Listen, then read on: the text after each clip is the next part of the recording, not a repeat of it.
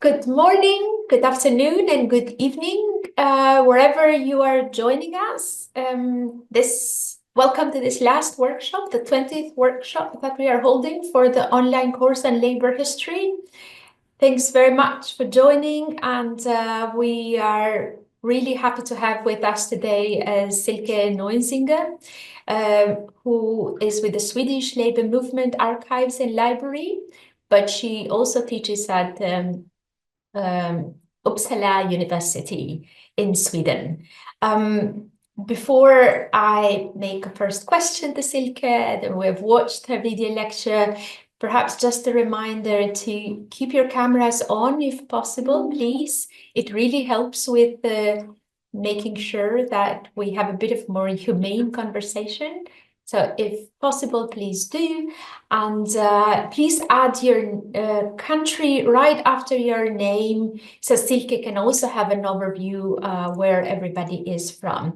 So welcome again, and thanks so much, Silke, for making time for this workshop. So let's jump first to one question, and it is related to the really our main question, one of our main questions for this chapter, and that was to understand the factors that facilitate and constrain the collaboration of labor and other social movements in an emancipatory political project. Now, the video lectures in this chapter, but also other videos in other chapters of the course, do not provide any conclusive insights. We had many debates in the different workshops. Some case studies seem to suggest that the relationship between labor and other social movements becomes even more strenuous when these movements are under attack. And we had the examples last week of case studies about civil rights movements and environmental movements. Some others suggest that it is exactly when these movements are under massive attack, such as the military dictatorship in Brazil, that the movements actually work closer together and are able to learn most from each other. So as someone who has been working for a very long time on this topic, if we are to somehow systemize the learnings from history, what are some key considerations that people that are engaged across labor movements should keep in mind? And what does the history of collaborations and tensions between these movements teach us? Well, thank you very much, and lovely to see everyone behind screens. I'm sorry, I've had the flu, and therefore my voice might disappear, and I'm drinking some tea just to keep my voice steady.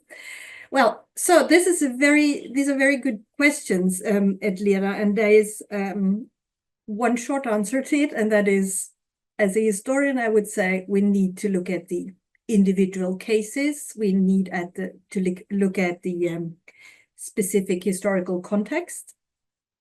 But having worked on the history of social movements and labor movements and social movement trade unionists too, I would say we could try to answer it and have some ideas about what might be the reasons for the success or the failure of collaborations. And I think if we start with the problems of collaboration, where you have seen many of these examples also when, for instance, the environmental movement is getting in conflict with labor movements because it's about jobs. It would mean losing jobs for the trade union members.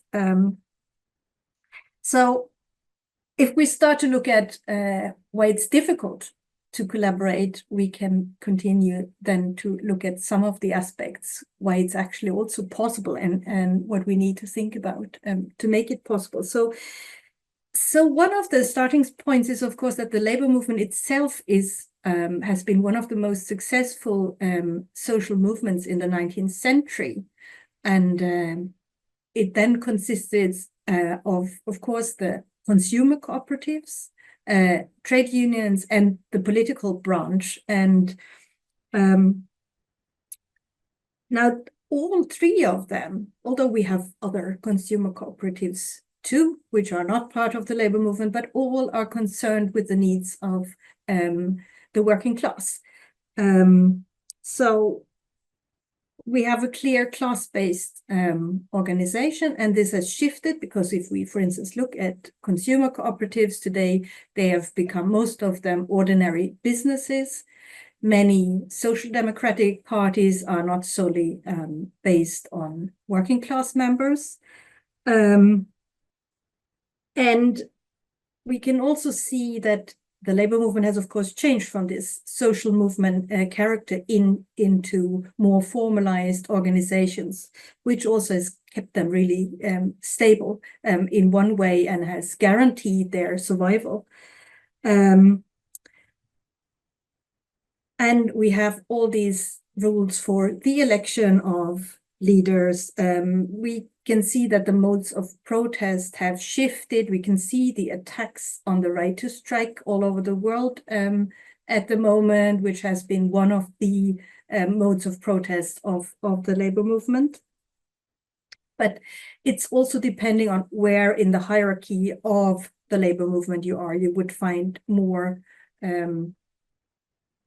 often strike activities and so on the shop floor than, of course, if we look at the international confederations.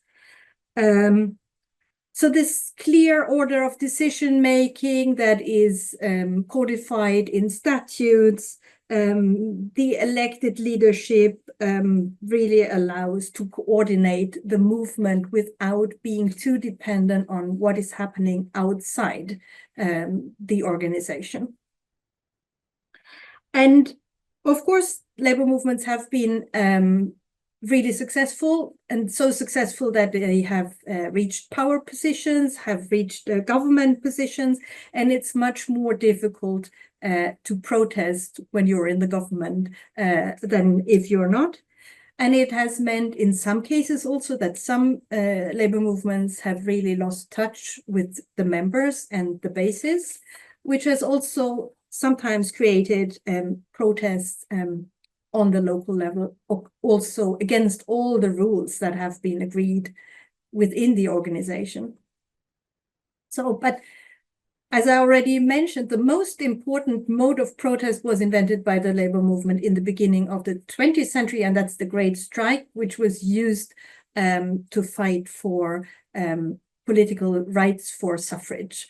And I think the example you have probably seen from the New South Wales builders, green bands, is using the power of workers by not working, by striking for political issues.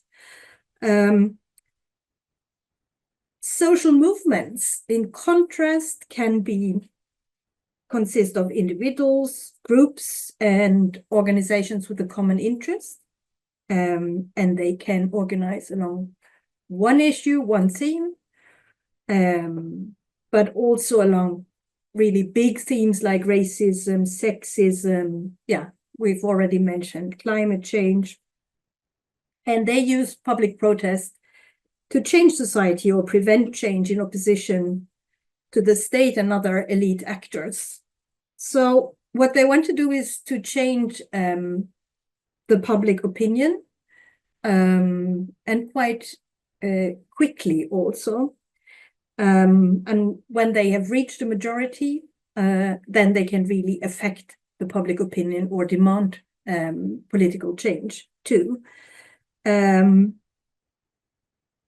But they have to mobilize all the time, differently from the labor movement has, of course, also to make sure that members are still there. But if you are a trade union, you know who your members are. You can contact them and say, now it's time to pay your member fee. And this is very different from social movements. You have constantly to reactivate them, find new members, find new supporters, keep up the solidarity.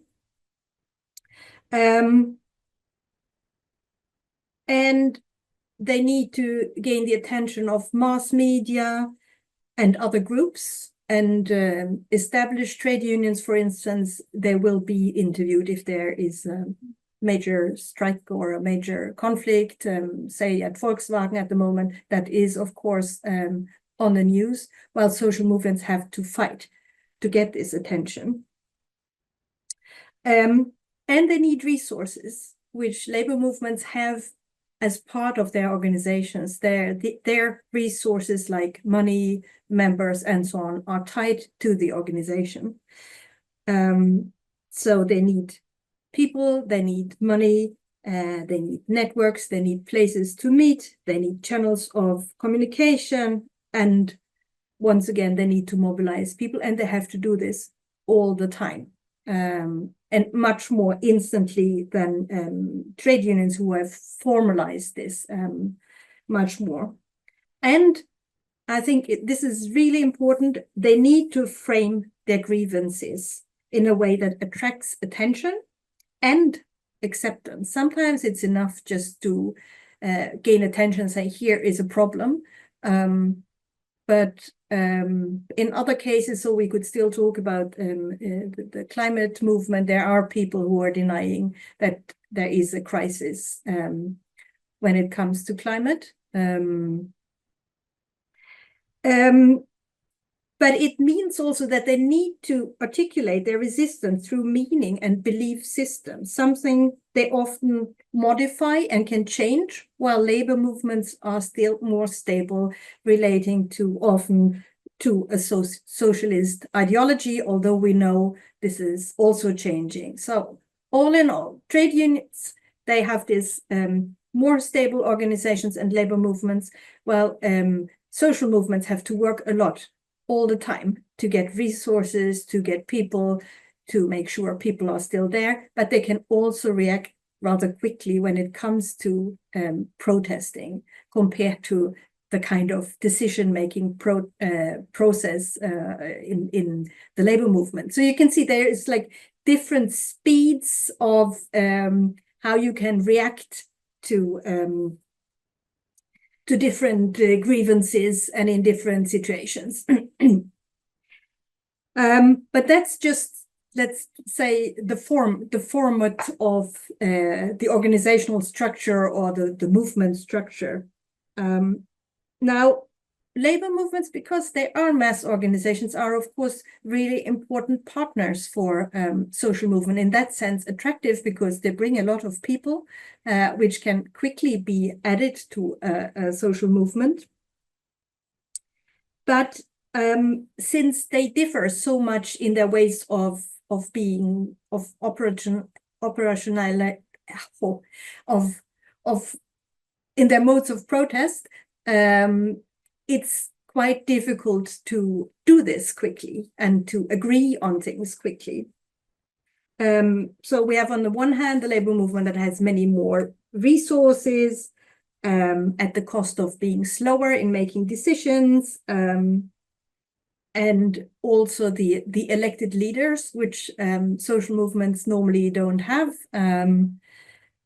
And of course, the different modes of protest, which are, so we have many more different forms of protest among social movements than in established labor movements. So if we think about the success, when does it work? So there are some indications that we could say that sometimes the collaboration has been really fruitful if the framing of grievances, so the way in how something has been explained, why this is necessary for both groups, why this is relevant to both groups, fits the interests and the demands of the labor movement, especially if it's a demand coming from social movement activists, or if it, for instance, concerns larger groups of the members of the labor movement. So, for instance, the anti-apartheid movement is one of these examples where many workers were, all of the workers were affected by the apartheid system. Another example is also the landless movement in Brazil. Now, Edlia, you mentioned the threats to these organizations, and we could also talk about threats to democracy, you know, like an urgency that is similar to when we talk about, or what the climate movement is doing at the moment, saying the earth is on fire, we really need to do something. This affects everyone. This is such an emergency. We just need to skip all these, you know, tiny things which become really tiny in comparison to this major crisis. If movements manage to frame their grievances like this, and the threat to democracy can also work in a similar way, then there can also be successful collaborations, at least what we have seen historically. And sometimes it's also easier to create alliances when it comes to issues which have been on the agenda of labor movements for a long time, such as we've seen in the case of the Chilean students and the workers' movement when it comes to issues of welfare. And some of these issues, like, for instance, the issues on environment, which were on the agenda of labor movements from the very beginning, but somehow got lost for some reasons. There might be good reasons why this was dropped for something else that was more important, but this can also sometimes become a threat. And then it's much more difficult to create these alliances. So the women's movement is a typical example that might threaten the class base because it might be a cross-class alliance that might be regarded as a problem for the labor movement. And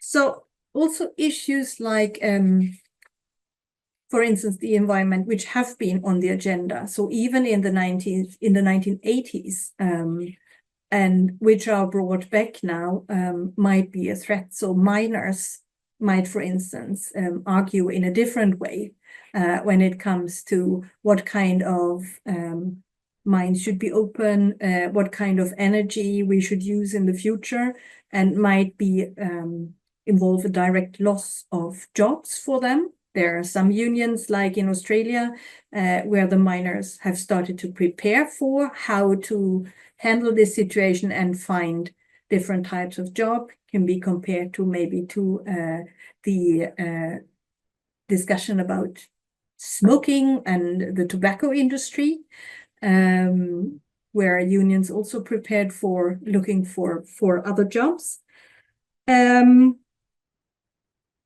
So all these issues, which can also be regarded as a critique of the politics of the labor movement, might be very difficult to create alliances around. But with all this said, there are so many exceptions. There are so many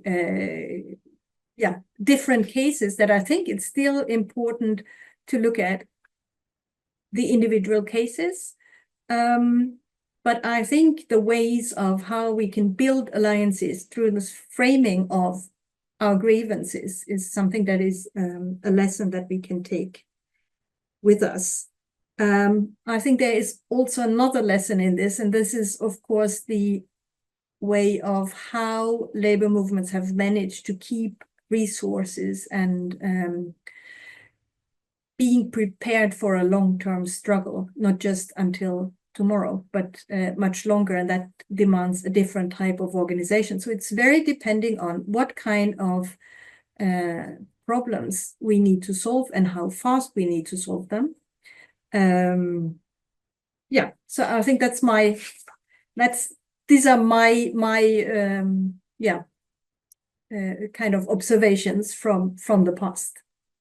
Well, thank you very much for that, Silke. Also, to start, very, very important and helpful to also start our conversation in terms of also in light of so many case studies that we have seen now through the course, and trying to understand this insights in light of the insights from the case studies. So it's open for questions and comments. We have people from all continents, so please, the floor is yours. Benji, go ahead. Hello, Indira, Silke, and everyone. The case studies in this chapter show that there is, on the one hand, sometimes collaboration, on the other hand, sometimes tension between the labor movement and social movements, right? So, could we say that this collaboration and tension is partly a mirror of like competition between radicals and conservatives in the labor movement? That when you find radicals are ascendant in the labor movement, when there's rising militancy among workers, then you find the labor movement more open to collaboration just because radicals have a vision of social transformation and therefore they naturally try to seek allies in that struggle for social change. I mean, would you say that's at least one factor to explain this collaboration and tension between labor and social movements? Yeah, thank you. Thanks very much, Benji. So perhaps, Silke, you respond to this one first, and then we take the next question. I would once again say it depends, but if we, for instance, look at, there are, of course, trade unions who use a repertoire of protests, which is much more like a social movement.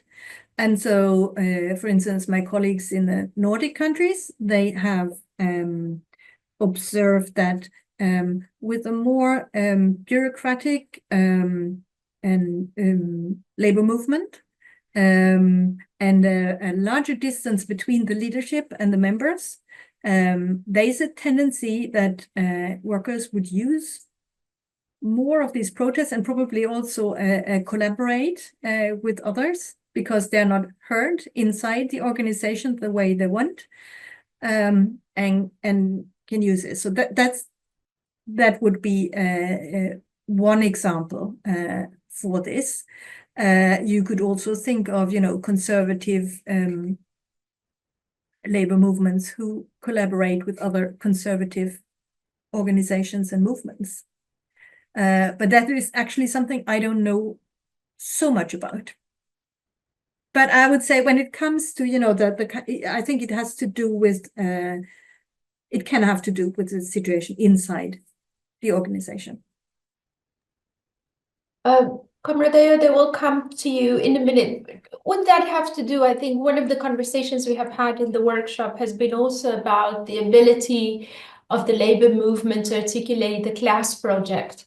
So to the extent that the labor movement, one could call it, has been bureaucratized or perhaps has focused to the interest of a particular group of workers without thinking of the working class more generally, they seem to be interrelated, right? So to that extent, they seem to also be shying away from the other issues affecting other workers.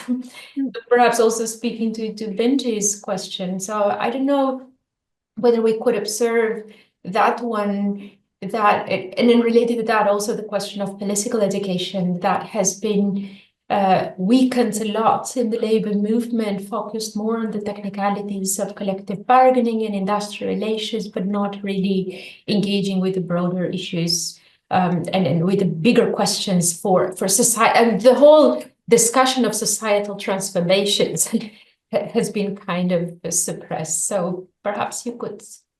And I think there's much to this. I would agree to that, and would maybe add that there are, of course, groups inside the labor movement, say, we talk about the LGBTQ movement or women, how they have been. So they're in one way, they don't have had, now I'm really talking about history too, strong positions, and they needed alliances outside for their specific concerns. And this has sometimes been seen as opposed to class politics. It does not necessarily have to be, but it's not been the mainstream issues. and therefore alliances were outside the movement were important. Thanks very much. Comrade Ayoda, please go ahead. And please introduce yourself, the country and the sector you are working on. Okay, my name is Comrade Ayoade Ibrahim from Nigeria, Gigi Worker Economics. I'm the Secretary General of Amalgamated Union of Art-Based Transporter of Nigeria. I'm an organizer on the Gigi economy. I just want to talk about the protests. And before I hand up on my questions, I just want to say this for sustainability of long protests because of the personal experience we have on our industry. Because before you can sustain the long protests, the finance must be capable of all members and the people on protest row. For example, on our industry, we have not successfully, getting the dues from members. Most of us that we are in that environment or the space now, we use our investments to hold on the protest, to fight for members. The reason is that because it's an individual thing. Even to bring everybody together, it takes some time and ability. And apart from that, most of the people in this ecosystem are not really believe in the unionism that can really solve their problems. Because some of them have already brainwashed that they are independent contractors. Meanwhile, in a physical operation, they are under all this platform, giving command, discipline them, and all those control through algorithms and other software. And in this, it makes it difficult to even fight for ourselves. Lately, there is a judgment from Australia that I just come across before I joined this. Now that Uber is being fined some thousands of dollars in Australia, and they are going out for plea bargaining with those guys. They took them to court in 2014 to recent time when the Supreme Court gave judgment day first today also. All these things accumulate together. That means some section of people will be relieved financially, and they will not bother to join union or to come to union or to believe in the union. My question is this: in this kind of a situation that you want to continue to protect, how do we successfully, organize ourselves and get a fund to do that? Secondly, how do we hold on in long protests of an individual that they work separately and they believe they are independent? Thirdly, the platform is not supportive, despite the fact that they kick against unionization in their platform, and what have you combined together. All these things is what is the way forward, and how do we compare olden days and the kind of environment we are heading to sustain, to fight for the right of the worker? Thank you. Thank you very much. I'm not sure I can answer this in a very good way. I don't know enough about this, of course, but what I can say is, of course, yeah, to have a stable organization is important to keep up a long run protest. That would be my spontaneous answer to this, but maybe today some things have become easier to mobilize people because we can reach them more directly through mobile phones and so on, which has made it we could say the cost has been moved from the organization to the individual, or it could be moved.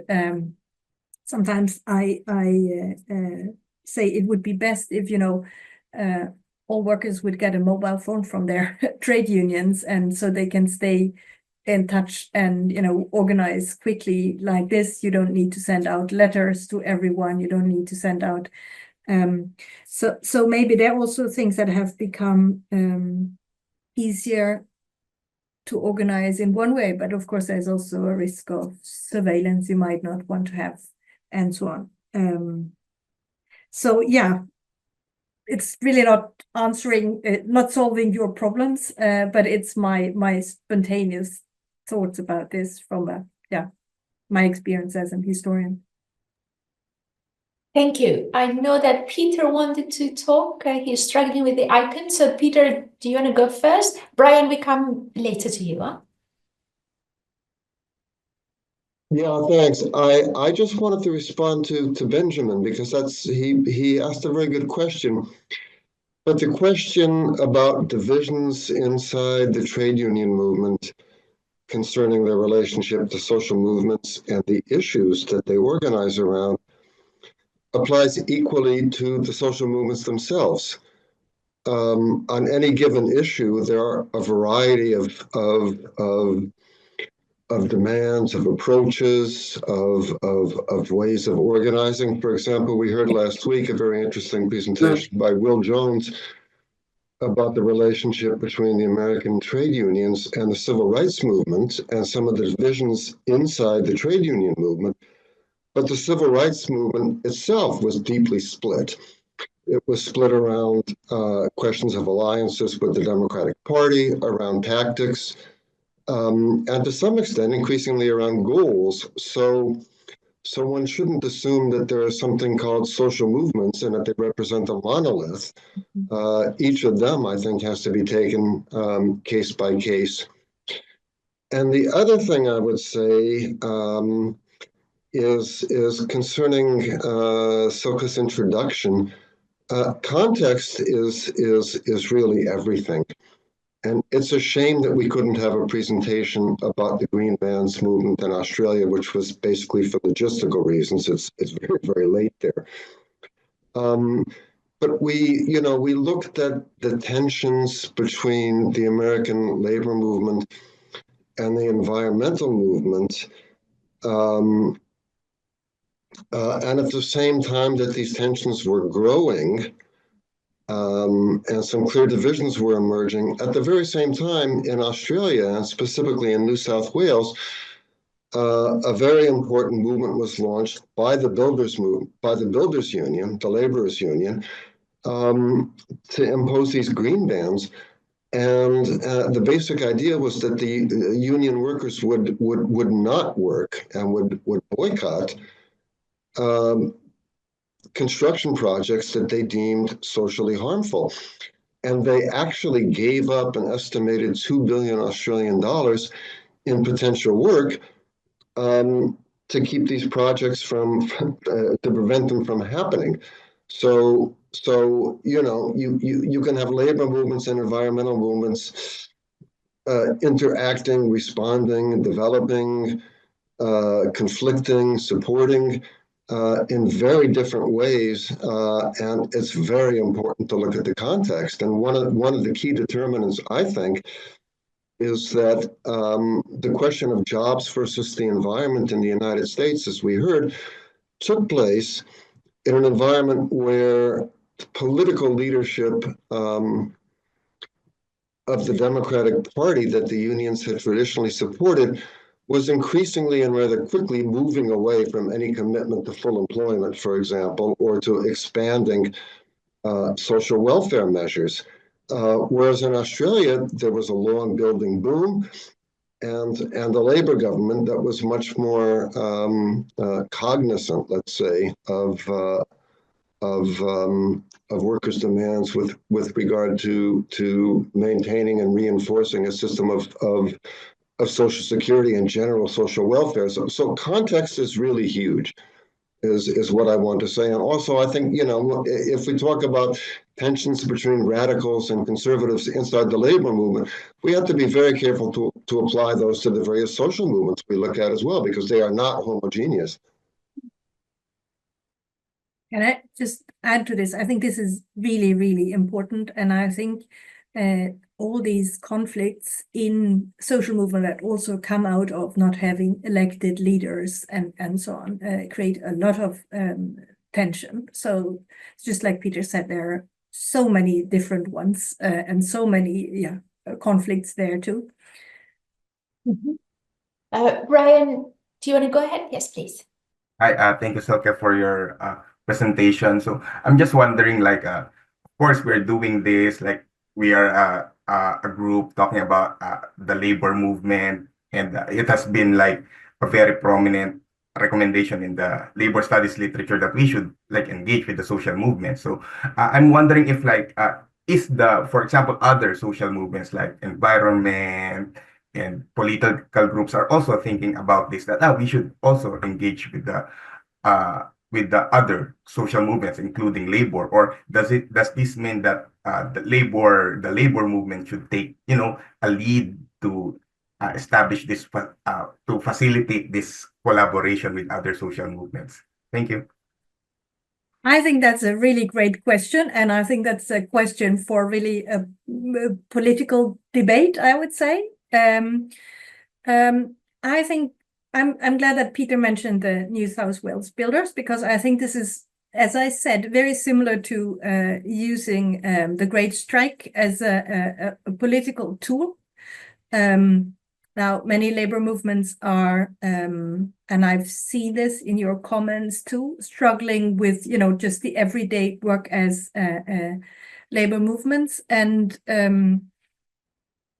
I haven't seen so many, but that doesn't mean there aren't many cases like the New South Wales Builders Union, who really use the power as workers to change politics and to change decisions and so on, and act as a social movement in that sense. My colleague Marcel van der Linden has just recently published a new book, unfortunately in German, which is about the rise and fall of traditional labor movements. And he ends with a chapter where he's making suggestions for the future. And he's he's studied labor movements a lot, but he's not been an activist himself. But what he suggests is that we should combine trade unions, and labor movements should include more modes of protest and ways of organizing from social movements. And I think for him, labor movements are these static, hierarchical giants, difficult to change, and we know there are all varieties of this. But his point is we need to include more the grievances from below and the everyday grievances of workers to make labor movements their organizations again. Yeah, that is also a debatable thesis. Yeah. But let me just go. I don't see a hand raised, but I can go a bit to the comments in the chat box, because that has been also quite active. So Jakoniav is referring to a point you made earlier about unions shifting away from socialism. Does this have also a bearing of class struggle and alliance, especially with the leftist movements? I don't know how clear it is, Silke, or whether we should ask Jakonaya to perhaps elaborate on that, what he means. I'm just thinking of examples to illustrate this with, but I mean, of course, there are alliances in protests against, for instance, you can see that the failing unity between trade unions and social democratic parties, for instance, which makes alliances with other organizations than say the political parties necessary. That could be maybe an illustration of this, which has been very different, at least if we take the case of Sweden, where you automatically became a member of the Social Democratic Party once you were a member of the Blue Collar Union. So this doesn't work the same way anymore, but we can also see it in the examples of the far right workers connecting to far right organizations instead. So I think, yeah. And I don't know whether Jokonaya is in, I can't see him, perhaps he's on the other page, and if you want to come back in and ask the follow-up questions, please do. Any other question that you would like to, Alès, you want to have? Yes, Yeah. please. I mean, I've been hearing the conversation, and I'm thinking about Argentina's case, but I don't want to talk about Argentina. It's my country. But the problem I see in the collaboration is the limitations that we have to really build a strong organization together. It's not that we don't coordinate the fights. We go together, we fight for public university, for public health, for public services in general, or whatever reason we find to act together. But the problem is that when we want to find a way in which we can represent the whole people of our country, it becomes a problem of power and tensions and so on. So even when in my case, I work for a Federation of Unions that's gone to look for the labor, for the other social movements to be a part of the federation. But even then, there's this fight of who's the leader, like this struggle of who leads what.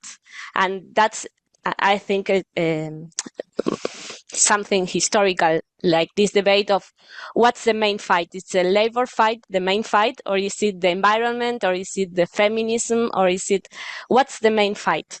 And I don't know, I think maybe it's not that we can solve it in this meeting, but I think this is something we should mention. It's not that, okay, I go as a union and I go to look for the social movements, and the social movements are really willing to be part of this new organization. There's power struggles in the middle.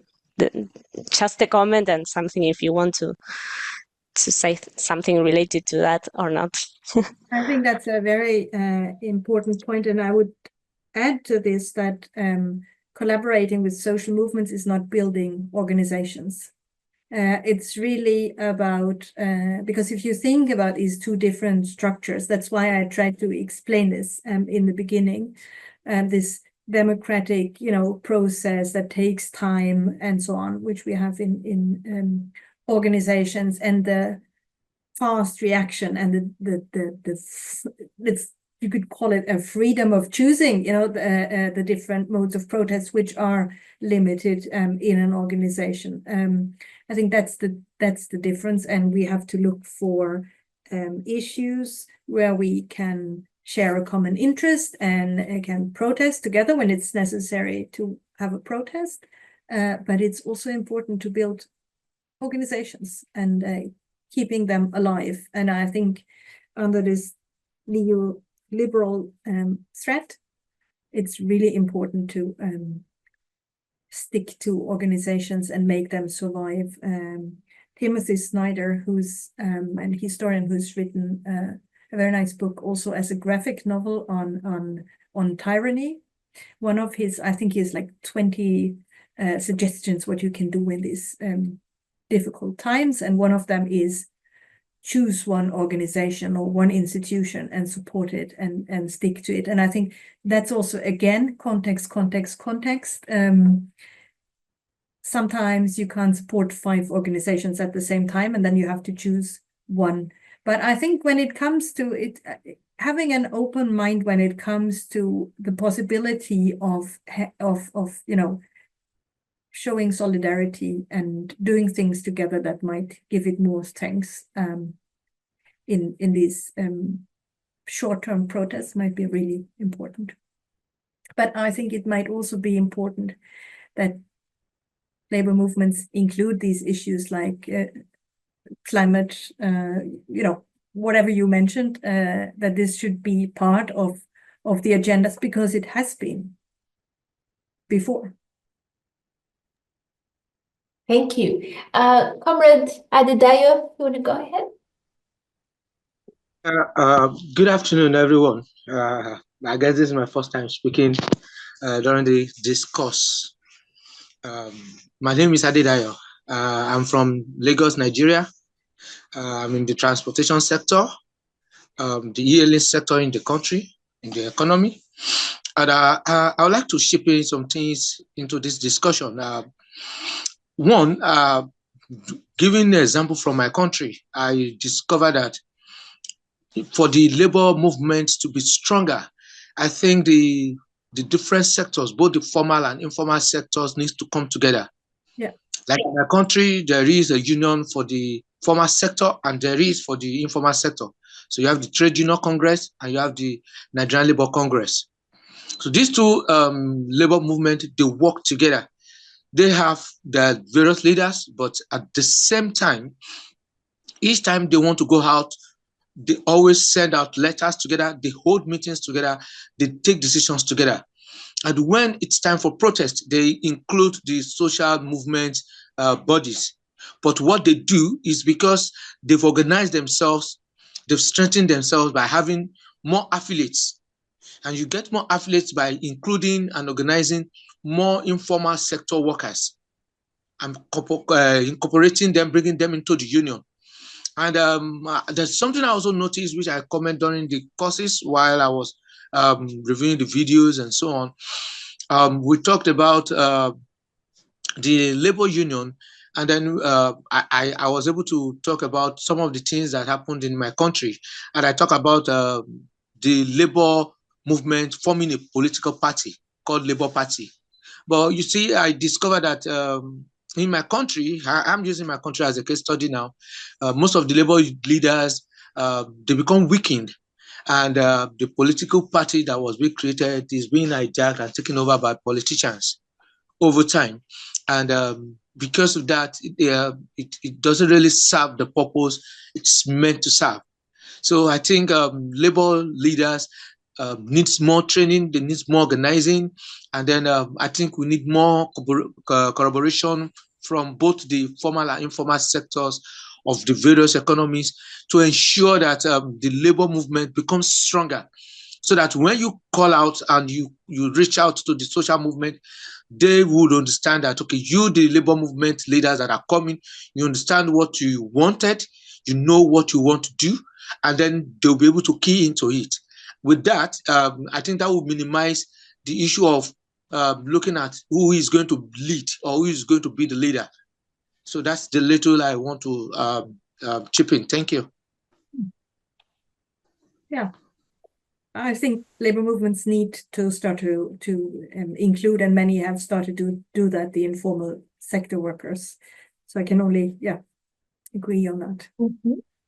Thank you. So there are still a few comments on the chat box. It's not easy to build a common political project because of the weakness of union leaders, but also financial situation of many trade unions. And then from our comrade Ali, and then we have also from Comrade Shem, trade unions are structured organizational components, should have intersectional lenses on tackling between trade unions and social movements. Social movements are mostly spontaneous, so perhaps you want to speak to that, Silke. Can you repeat this once again? Sorry. Oh, I'm just writing down the financial problem. Yeah, it's also in the chat box, if you take a look at that, but on the, I think there are more of comments than questions. I think it was his very last one. The last one from Shem, it's again just the comments or contribution to the conversation. Trade unions are structured organizational components, should have intersectional lenses on tackling between trade unions and social movements. And the other point, social movements are mostly spontaneous. And I could only, I think that's exactly some of the challenges which I've tried to describe. So any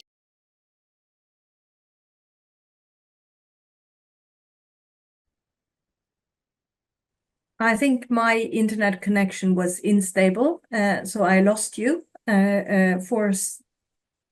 while you were speaking, Adlira. I think it was stable here too. It's Okay. It was a general problem. But there was someone talking about the difficulties of not having enough, being in financial problems, and I think that is what social movements normally are, and they are the experts on, protesting despite not having a lot of money, and so to say, protest when they can afford it, or find other ways. So maybe there's rather something we can learn from them there. Although I would also say it's really important to have financial resources, and an organization is a good keeper of them normally, when it's kept to democratic procedures. So there might be things we can learn from social movements there. Thank you. Any other comments? We still have a few minutes, so if anybody would want to have a question or a comment. Ayode, yes, please. Okay, thank you so much. I just want to comment on the student unionism, because that is how the activism started. A bunch of youths coming to the power of SUG, Student Union Government, and some of the time, according to the history, they are very active under the leadership of NSC here in Nigeria. So when you have the SCG president, it will be the part of the youth movement of Nigeria Labour Congress in the olden days and this present time. But the difference between olden days and this present time is the weakening of leadership. Most of them fight for many things, even during the military eras, and they achieve it by then. The couple of the youths that on the student union government leadership now are very weak, and they cannot even fight for the kind of fight those in the student union arena by then, as a leadership by then, fought for. And what we observe, or what I observe personally, is because when I was in school, so I was part of the SUG and have moved around our country. And what happened then and now is the involvement of the government to the leadership of the SUG. And the president of the country wants to know the kind of the leadership the SUG wants to, produce. So by then they will be involved and begin to weaken the people that they know that they will not listen to them. Likewise, the state governments want to know who want to be the SUG president through the rector or registrar of that particular schools to, nominate people that can be able to. For example, in my school, during my days in Yabatek, we used GP, the strong your GPA, and the opportunity for you to contest for the leadership of the unionism. But to me, I see it as a discrimination, because some people can be averagely okay and very strong in terms of leadership. So all these things weaken the institution nowadays. So that is what I just want to contribute to the student unionism. Thank you. Thank you. I don't know, Silke, whether you want to comment on that or... No, no, I think, but just something that I might want to just emphasize again is this difference between elected leadership in formal organizations and where you can actually say, we are not happy with this leadership, and you can also have, if it's a democratic process, vote against that person, while in social movements, you don't have this. You don't have elected leaders. There is also a comment from Benji about the environmental and feminist movements also having well-organized and well-structured organizations. So we don't have to always equate the social movements with very loose structures or always very horizontal.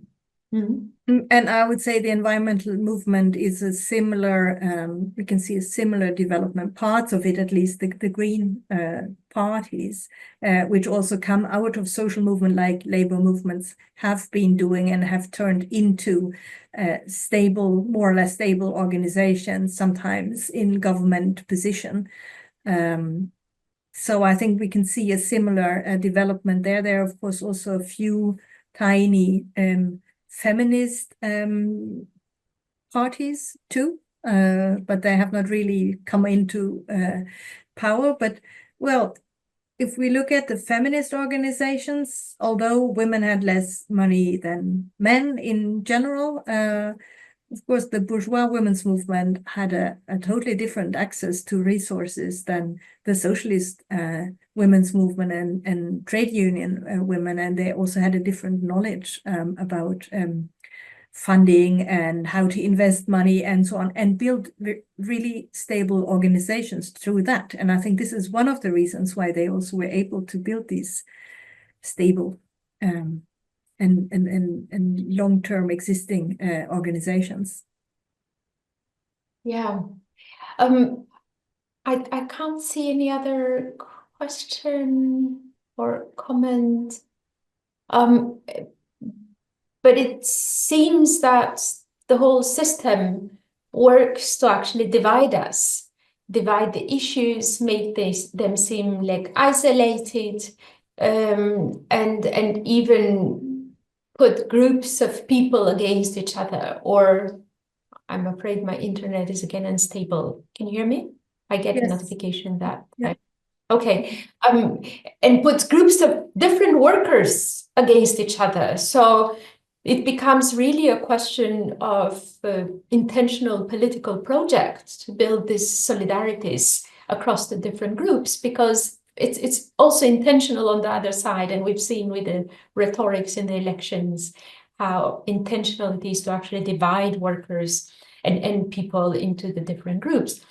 But it seems to me what seems to be quite inspiring or giving us signs of hope is exactly when workers are involved also in other movements, whether they are involved in either social environmental movements or feminist movements or movements against war and all sorts of movements, and bring those conversations within trade unions. And to the extent that the trade unions have the space for these conversations and allow these conversations to happen, and we go back to the discussion we had on democracy, trade unions themselves being spaces for democratic discussions and decision-making, to that extent, we may see perhaps more of a convergence of these different groups and articulations into perhaps proper political project. And I don't know, Silke, whether in your work you've seen examples of that and how that has been able to actually advance the agenda. And perhaps we use that also as a way of wrapping up this conversation.